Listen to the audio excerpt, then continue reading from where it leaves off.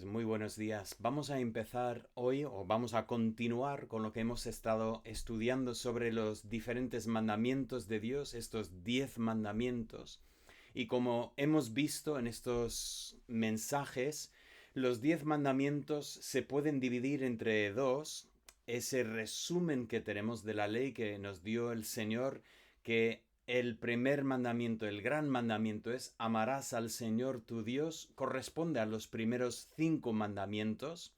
Y luego después el segundo mandamiento es amarás al prójimo como a ti mismo.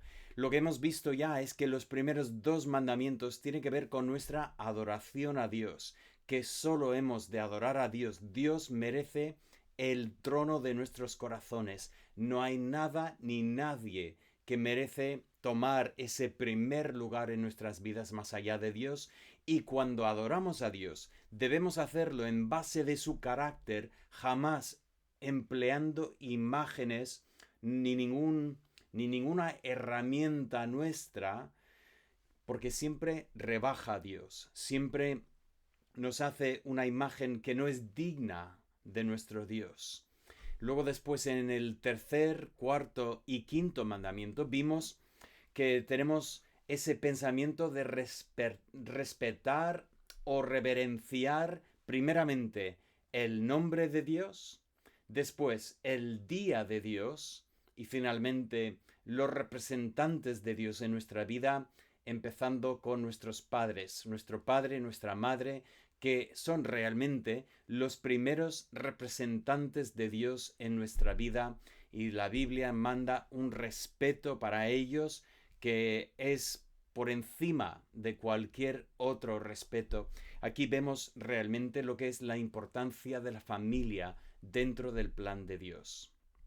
La semana pasada ya pasamos a esa segunda tabla de la ley y hablamos del sexto mandamiento, no matarás, y comentamos la importancia no solamente de no hacer violencia a los demás, sino incluso yendo más allá al pensamiento de respetar a todas las personas.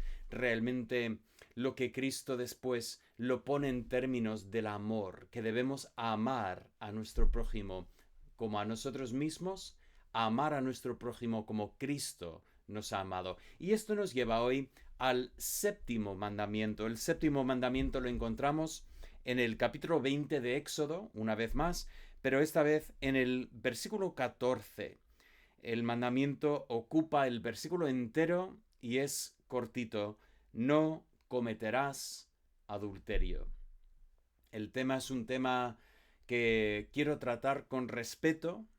Quiero tratar de una manera que todos podemos escuchar este mensaje, pero también entendiendo realmente lo que es este mandamiento. El mandamiento, como el mandamiento anterior, realmente es un mandamiento muy sencillo. Lo voy a poner así: no adulterarás. ¿Cuánto podemos decir de este mandamiento? Pues bastante. Hay bastante que podemos decir de este mandamiento, porque si en el quinto mandamiento vimos que Dios da valor a lo que es la familia, sobre todo el perfil del padre y de la madre, incluso como vimos en Levítico, nos daba el mismo mandamiento pero en orden inverso. Decía incluso, temerás a tu madre y a tu padre. Ese pensamiento de que tanto el padre como la madre, los dos, están establecidos por Dios, tienen autoridad sobre sus hijos, y los hijos debemos siempre honrar y respetar a nuestros padres. Llegamos a este séptimo mandamiento y vemos que volvemos a ver esa figura de la familia, pero en vez de ver aquí a los padres y los hijos, vemos la figura de el esposo y la esposa. Y me llama la atención de que este mandamiento está estipulado en términos generales. No adulterarás. Notamos que no dice que las mujeres tienen que ser fieles a sus esposos. Tampoco dice sencillamente que los hombres tienen que ser fieles a sus esposas. Más bien lo deja en términos generales de no cometerás adulterio. Y aquí tenemos claramente un mandato que nos lleva a entender que hay un pacto del matrimonio. Un pacto es un acuerdo establecido. No es un acuerdo condicional en que siempre y cuando que me conviene a mí, pues voy a hacer algo y si te conviene a ti, tú también te portarás igual, sino un pacto que es así bilateral, incluso no es la palabra correcta, que es incondicional, en que debemos unirnos en el matrimonio y hay un compromiso que viene con ese pacto. Ese compromiso nos lleva a este mandamiento que jamás deberíamos violar lo que es el pacto del matrimonio. ¿Por qué? ¿Por qué tanta importancia para el matrimonio? Desde luego, para nosotros al final el matrimonio muchas veces es un compromiso legal, es un acuerdo mutuo para un beneficio compartido, pero desde el punto de vista no es así. Cuando volvemos al libro de Génesis, capítulo 2, versículo 24, encontramos que Dios hace ese comentario después de la narración de la creación de Eva. Por tanto, dejará el hombre a su padre y a su madre y se unirá a su mujer y serán una sola carne. Este pensamiento de la unión que representa el matrimonio, en que se rompe lo que es la relación anterior de la familia, esta relación de padre, madre e hijo, se rompe eso, no para violar lo que es el honor, como estábamos comentando en el quinto mandamiento, sino para formar una nueva familia. Y como decíamos, aún en esa nueva familia está todavía el mandamiento de honrar a los padres. No está lo de obedecer a los padres. Y por eso en el Nuevo Testamento dice, y niños, obedeced a vuestros padres. Así que debemos, cuando somos niños, mientras estamos bajo la autoridad de nuestros padres, debemos siempre obedecer, siempre y cuando no nos lleve a desobedecer a Dios. Pero aun cuando salimos de debajo de la autoridad de nuestros padres y formamos un hogar nuevo, siempre debemos honrar a nuestros padres. Pero aquí ya tenemos este pensamiento del esposo y la esposa y ya Dios está validando esta relación y Dios está mandando de no romper, de no violar este pacto del matrimonio. Porque es Dios el que lo estableció. Dios es el que creó a Eva. Justo hoy estaba viendo un vídeo, estaba viendo como un hombre que dice que es ateo. Este hombre estaba quejándose de la Biblia y estaba diciendo que la Biblia tenía contradicciones y precisamente decía que en el capítulo 1 de Génesis decía que Dios había creado a Adán y Eva en el mismo momento y luego en el capítulo 2 dice que Dios creó a Adán y luego dice que Adán estuvo aburrido y por lo tanto Dios tuvo que hacerle una esposa. Ahora, es triste, pero a veces cuando la gente critica la Biblia es que ni han leído la Biblia. Y si volvemos a leer, efectivamente Génesis 1 comenta la creación, pero nunca dice que Dios creó a Adán y Eva en el mismo momento. Sencillamente que dice que Dios creó tanto a Adán como a Eva. Luego en el capítulo 2 sí que tenemos esta historia de cómo primero creó Dios a Adán, pero fíjate que este hombre estaba equivocado. Adán no estuvo aburrido. Adán jamás llegó el momento que miraba por el huerto y decía, pero no hay nadie como yo, Dios, ¿no podrías hacerme pues una compañera o algo? Era Dios el que reconoció que no es bueno que el hombre esté solo. Y cuando digo reconoció, no quiero decir en ningún momento que Dios se dio cuenta, más bien es Dios el que pronuncia esta verdad que no es bueno. En Dios cumple su propósito que había tenido desde el principio para formar a la mujer.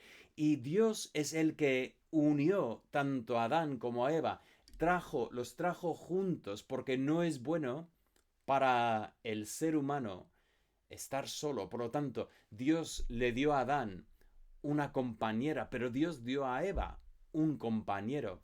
Y tenemos este lenguaje de que son una ayuda mutua. Y realmente este es el propósito del matrimonio. Pero cuando llegamos al Nuevo Testamento encontramos algo precioso. Dice Marcos 10:9, el Señor nos da esta frase, dice, por tanto, lo que Dios juntó, no lo separe el hombre. Edificando sobre este pensamiento de que Dios había establecido el matrimonio para unir a un hombre y una mujer para que sean una sola carne, Cristo dice, lo que Dios juntó no debe separar el hombre. Por supuesto, lo dijo Cristo en el contexto del divorcio. Y el divorcio no es el plan de Dios, porque el divorcio rompe lo que Dios había establecido. Está claro que en este mundo en que pecadores pecan, hay situaciones en que el divorcio ocurre, sitio incluso en que Cristo mismo reconoce en el caso de fornicación que incluso que es un punto aparte, es distinto, pero debemos entender la seriedad del matrimonio, que Dios quiere que haya una unión entre el hombre y la mujer. ¿Por qué nos preguntamos? ¿Por qué es tan importante para Dios esto? Cuando llegamos a Efesios 5 encontramos la respuesta que realmente Dios trajo a el matrimonio, o sea, Dios creó el matrimonio para que sirviera como una ilustración de su relación con su pueblo. Tenemos esta ilustración muchísimas veces en el Antiguo Testamento, pero lo vemos claramente declarado en Efesios 5 que Cristo es como la cabeza, es como el patrón para cualquier esposo y que la Iglesia debe ser como una esposa amante que responde en respeto y honor a su esposo, el que da su vida, el que se entrega por ella. Así que nosotros, cada uno de nosotros que estamos casados, tenemos el privilegio de poder ilustrar lo que es la verdad de Cristo con su iglesia, de Dios con su pueblo.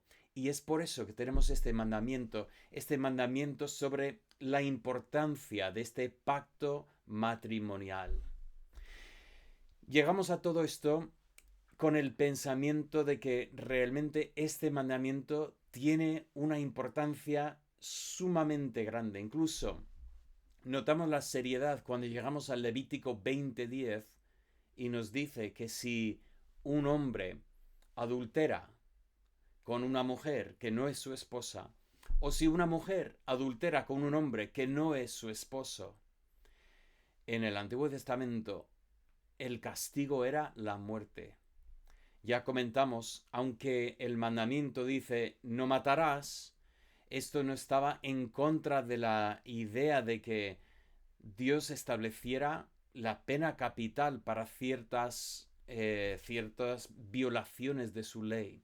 No estoy en ningún momento, como decía la semana pasada, intentando decir que para una mujer que es infiel, su esposo debe matarla o viceversa, sino digo esto para decir que así es la importancia de este mandamiento. Dios lo toma tan en serio que lo pone el mismo castigo para el mandamiento anterior, el mandamiento de no matar. Bueno, ¿qué más podemos decir? Pues quiero hacer una observación también interesante sobre la posición de este mandamiento entre los mandamientos. Me llamó la atención notar esto, que cuando vemos este mandamiento en varios sitios, por ejemplo, Lucas 18:20, Jesús repasa estos 10 mandamientos. ¿Cuál es el contexto? Ese es el contexto del que preguntó sobre ¿qué tengo que hacer para heredar la vida eterna? Y Cristo empieza a contestar con estos mandamientos. Pues sabes los mandamientos, ¿no? Y curiosamente empieza aquí, no adulterarás. Y luego dice, no matarás, no hurtarás, no darás falso testimonio, honra a tu padre y tu madre. Es curioso el orden, ¿no? Que empezó con no adulterarás. Dio prioridad a ese mandamiento. Es curioso porque vemos lo mismo en Romanos. En Romanos 13, versículo 9 dice, porque no adulterarás, no matarás, no hurtarás, no darás falso testimonio, no codiciarás. Y cualquier otro mandamiento en esta sentencia se resume, amarás a tu prójimo como a ti mismo. Qué curioso, ¿no? Que antepone ese mandamiento.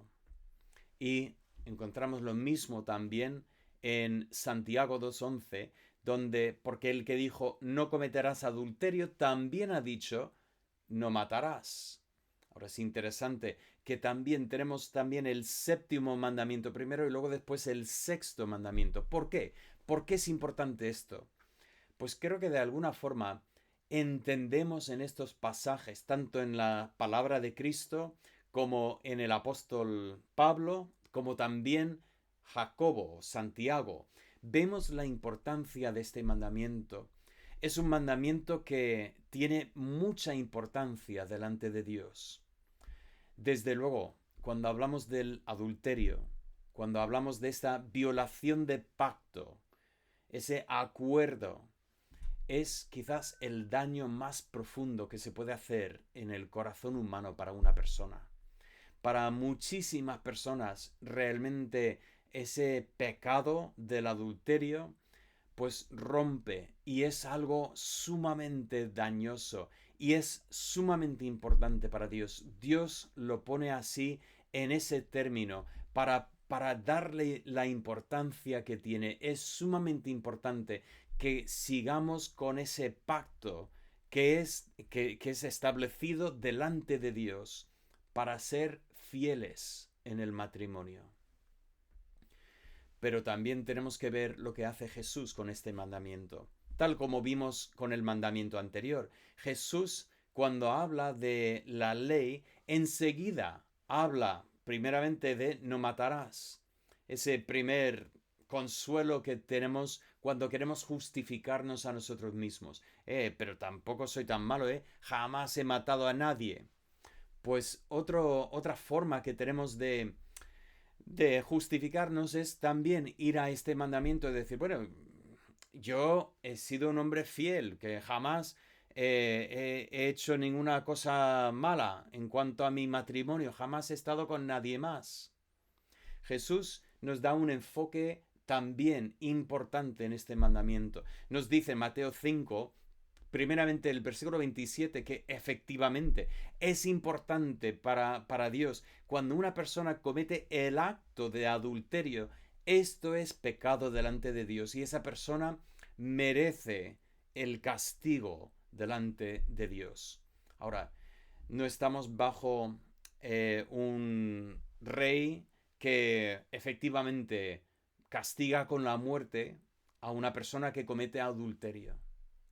Pero tenemos que entender que todos tendremos que estar delante de Dios un día y el que comete adulterio tendrá que dar cuentas delante de Dios en cuanto a sus acciones. Y Dios lo toma muy en serio. Pero no solamente tenemos el acto de adulterio, sino que seguimos leyendo y Jesús nos dice algo que es sumamente importante para nosotros. Nos dice que también hay un adulterio de pensamiento. Nuestro mundo no quiere pensar en esto mucho. Nuestro mundo quiere más bien ignorar este pensamiento porque lleva la ley a un nivel que es demasiado exigente para nosotros. Fijaos, si hablamos de un adulterio de pensamiento, estamos entonces hablando del peligro de leer novelas eróticas, de ver películas. No digo solamente las películas esas feas y las que incluso gente de buen nombre ni quiere nombrar, sino que la mayoría de las películas que nos ponen es que nos ponen cosas que nos llevan a considerar algo que no es correcto para nosotros. Realmente ni tenemos que llegar a las formas más feas de lo que el mundo tiene. E incluso lo que es ligero supuestamente, lo que no pasa nada, eso lo ve todo el mundo. Incluso esto, Dios lo condena como pecado cuando una persona considera y una persona disfruta. Lo que nosotros tenemos que hacer es proteger nuestro matrimonio y ni permitir estas cosas dentro de nuestra mente, ni permitirnos ese momento de mirar, de considerar, de contemplar, de que las cosas empiezan en nuestra mente. Cristo lo pone así. Y de esta manera, Cristo nos condena a cada ser humano que anda sobre la faz de la tierra. Dios nos ha hecho seres con deseos, con pasiones, pero Dios nos ha creado también un contexto perfecto, un contexto correcto en que podemos satisfacer pues todos nuestros deseos. En los deseos que Dios ha creado en nosotros, Dios nos ha dado el contexto perfecto eh, para poder hacer y disfrutar, pero correctamente delante de Él. Y sin embargo, fíjate, nosotros como seres pecadores vamos buscando satisfacer deseos fuera de lo que Dios ha provisto para nosotros. Así es el pecado del ser humano. ¿Pero por qué hacía esto Jesús? ¿Lo hacía sencillamente para condenarnos? La respuesta es no. Lo hacía Jesús para animarnos a hacer guerra contra estos deseos. Jesús, en una de sus frases más famosas, porque más llamativas, nos habla de si tu ojo derecho te ofende, te hace tropezar. Aquí Cristo claramente está hablando de lo que es la vista. Debemos cuidar la vista, debemos tener mucho cuidado. Jesús dice, si tu ojo derecho te ofende, sácalo, sácalo. Es mejor ir por la vida tuerto que teniendo dos ojos, terminar en el infierno, separado de Dios. Muchos se quejan de este mandamiento de Cristo y dicen, guau, Cristo nos está diciendo que nos tenemos que automutilar para ser cristianos. Obviamente no es así. Obviamente debemos entender que aun si saco el ojo derecho, todavía tengo el ojo izquierdo. Y yo, de la misma forma que he mirado para codiciar, pues puedo codiciar con el otro ojo. Y aunque quitara también el ojo izquierdo, pues todavía podría codiciar con la mente, que la mente no precisa ningún ojo para poder codiciar. Así que Cristo no está hablando de mutilar el cuerpo, más bien lo que Cristo nos está diciendo es que debemos hacer una guerra radical en contra de las pasiones y para cuidar y proteger la puerta de entrada.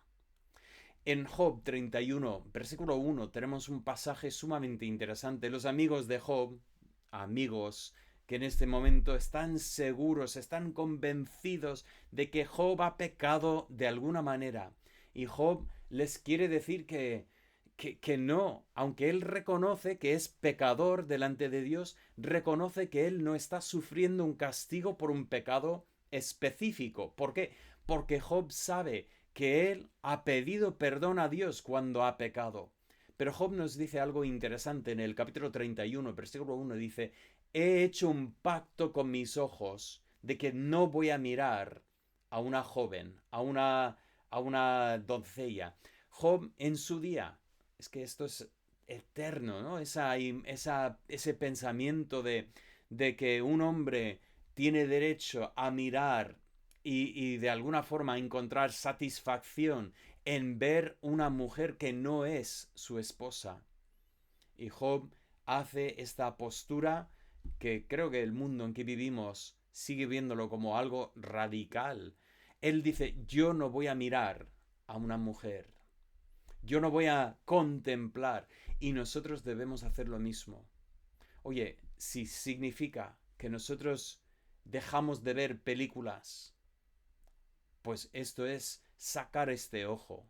Significa si nosotros dejamos de leer ese tipo de libro, pues esto es sacar este ojo y tirarlo de nosotros. Si decimos, yo voy a tener pues siempre alguien conmigo, yo voy a tener, por ejemplo, un ordenador donde se puede mirar mi historial de búsqueda, ¿Por qué? Porque yo no quiero caer, yo voy a ser radical porque no quiero por esta puerta que entre algo que podría llevarme a pecar en contra de Dios y en contra del matrimonio que Dios me ha dado. Pero Cristo también no solamente habla de la vista, sino que también habla de la mano. Si tu mano derecha te es ofensa, te hace caer, córtala y échala de ti. Una vez más, obviamente si se corta la mano derecha, se puede pecar con la mano izquierda. Igual no somos tan diestros, nunca mejor dicho, pero obviamente no estamos hablando literalmente de hacer daño al cuerpo, pero estamos hablando de, curiosamente, el tema del tacto. Eso me llama la atención. Jesús habla de los ojos y habla de las manos. ¿Y cuánta gente no ha empezado en el adulterio primeramente con los ojos o primeramente con el tacto? El tacto es poderosísimo y debemos tener mucho cuidado. Qué curioso que los corintios escriben a Pablo y dicen, entonces, es bueno que un hombre no toque a una mujer. Ahora, debemos entender la contestación de Pablo. Pablo contesta primeramente, efectivamente hay algunos que pueden ser eunucos, o sea, personas que pueden no casarse y vivir como solteros. Por cierto, yo personalmente creo que Pablo específicamente está hablando de un caso de una viuda o un viudo. Una persona que ha estado casada, y luego después ha perdido su cónyuge y ahora decide no volver a casarse para poder dedicarse al ministerio. Creo que es el caso en particular del apóstol Pablo y creo que él está animando a otros en su mismo caso de hacerlo. Desde luego, lo que dice Pablo es que no es un pecado casarse. Incluso iría más lejos. Es el plan de Dios en general para, para sus hijos, para casarse. Pero Dios tiene personas que en su voluntad Él da una gracia especial y esas personas no se casan. Y esas personas pueden ser útiles en el ministerio, tanto si no se casan nunca o si después de perder a un cónyuge no llegan a volver a casarse. Pero el pensamiento aquí en ese texto no es que el matrimonio sea malo, y es casi lo que piensan los corintios cuando dicen, entonces es bueno que un hombre no toque a una mujer. Y Pablo tiene que decir, no, está bien, el matrimonio está bien. Ahora, mucho mejor que casarse que estar ahí deseando, sobre todo una persona que ha perdido una esposa y nota y necesita y podría casarse. Hay una mujer que es creyente y siente ese amor para ella.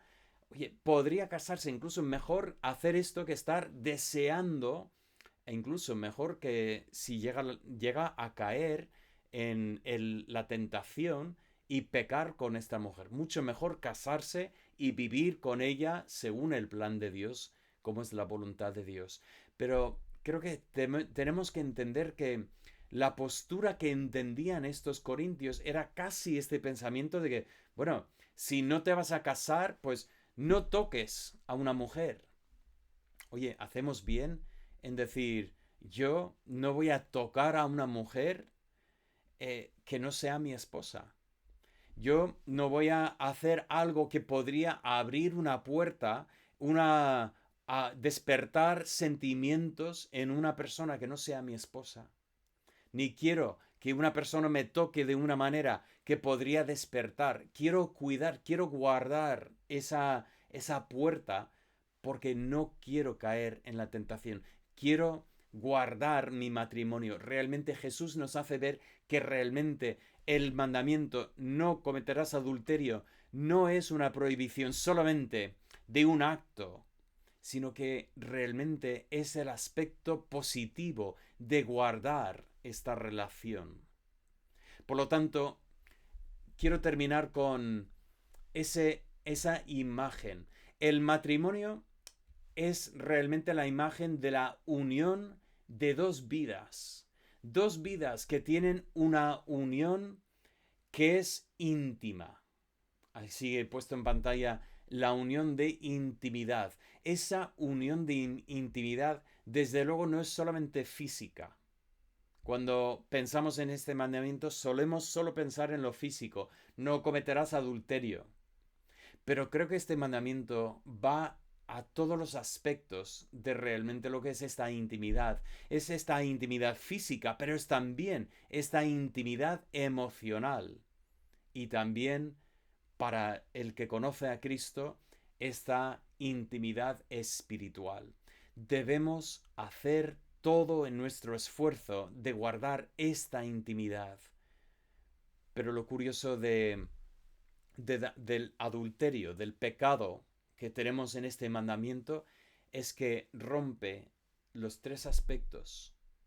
En el adulterio físico, rompe también ese vínculo emocional. Y desde luego el vínculo espiritual está también afectado. Y por lo tanto, tenemos un mandamiento que no solamente es un mandamiento para fastidiar lo que sería el deseo de una persona. No, lo que tenemos es para protegernos de lo que haría el pecado en nuestras vidas. Escuché a un hombre que hizo este comentario: si quieres tener miseria en tu vida, si quieres complicar tu vida, si quieres tener problemas en tu vida, haz caso omiso de este mandamiento y verás que te lleva a la vida. Todo esto está dentro de este pacto delante de Dios que hemos comentado, que es el matrimonio. Y Dios guarda, Dios pone prioridad sobre este pacto y nos da este mandamiento para dar esta importancia. Por lo tanto, llegamos a esa conclusión del mensaje. Tenemos los tres propósitos de la ley. Tenemos primeramente la pregunta: ¿cómo refleja este mandamiento el carácter de Dios? Pues ya lo hemos comentado, que Dios emplea el matrimonio para representar su relación con su pueblo en múltiples ocasiones. Dios es el esposo fiel y desafortunadamente nosotros somos infieles. Dios jamás ha sido infiel para con nosotros. Y sin embargo, cuando nosotros somos infieles delante de Dios, es que nosotros estamos reconociendo este mandamiento, nos condena como pecadores. Igual llegamos a ser fieles a nuestros cónyuges en este mundo. Espero que sí. Espero que hagamos todo lo posible para guardar nuestros ojos y nuestras manos para no pecar. Pero la pregunta de este mandamiento incluso nos lleva hacia nuestra relación con Dios. Pero este mandamiento también nos lleva a Cristo. Porque en cuanto hablamos de esta fidelidad de este mandamiento, vemos que Cristo es el que es perfectamente fiel para con nosotros. Es que nosotros todos nos hemos desviado del camino. Somos como ovejas que hemos descarriado de lo que es el camino de Dios. Y sin embargo, Cristo es el buen pastor que fue en busca de esta oveja perdida y la trajo gozando sobre sus hombros para celebrar con sus vecinos, porque así es el amor de Cristo. Cristo, tal como el Padre, es sumamente fiel. Él es el ejemplo. No es un accidente que en Efesios 5 nos dice para los hombres: esposos, amad a vuestras esposas, como Cristo amó a la iglesia, se entregó a sí mismo por ella, para protegerla, para cuidarla, para presentarla santa y sin mancha. Esto es la imagen del esposo perfecto. Y su fidelidad se puede contar, sus misericordias son nuevas todas las mañanas, grande es su fidelidad. Y por lo tanto, ¿qué es lo que Dios espera de nosotros? ¿Qué es lo que nos muestra este mandamiento sobre lo que agrada a Dios? La respuesta es muchísimo. nos muestra que tanto nosotros que somos esposos como vosotras que sois esposas, tenemos que tomar muy en serio lo que es el plan de Dios. Dios nos ha regalado el matrimonio y Dios quiere que seamos fieles a este compromiso. Quiere que seamos fieles no solamente en acción, sino también en pensamiento, en todo lo que hacemos. Que debemos hacer incluso líneas en que ponemos nuestra postura y decimos, no quiero pecar contra mi esposa ni contra Dios, por lo tanto, ni voy a acercarme al peligro. Cuando yo veo peligro, voy a poner la línea y por la gracia de Dios y la ayuda del Espíritu Santo, voy a mantenerme puro para mi esposa. Voy a mantenerme pura para mi esposo, para que Dios sea glorificado en nuestro matrimonio. Estos 10 mandamientos realmente tienen mucho que decirnos y debemos tomar esto como una meta para que Dios sea glorificado en nuestras vidas. Debemos estar seguros que estamos viviendo en fidelidad delante de Dios y también fidelidad dentro de nuestro matrimonio. Oremos. Padre, gracias por este mandamiento, gracias por lo que significa para nuestros matrimonios, que sí que son importantes para ti. Queremos guardarlo. Estamos en un mundo donde hay mucha infidelidad. Infidelidad en algunos casos que la gente excusa porque total es solo mirar o no ha llegado a tal nivel. Pero si hemos entendido tu palabra nos habla de otro concepto, de guardar la intimidad del matrimonio, tanto a nivel físico como espiritual y emocional. Y queremos hacer esto. Queremos poder disfrutar del regalo que es el matrimonio. Y pedimos tu ayuda en hacer esto. Pero por encima de todo queremos serte fieles a ti, Padre, para que tú seas glorificado en nosotros. Y pedimos esto en el nombre de Cristo Jesús. Amén. Que Dios nos ayude así a vivir delante de Él.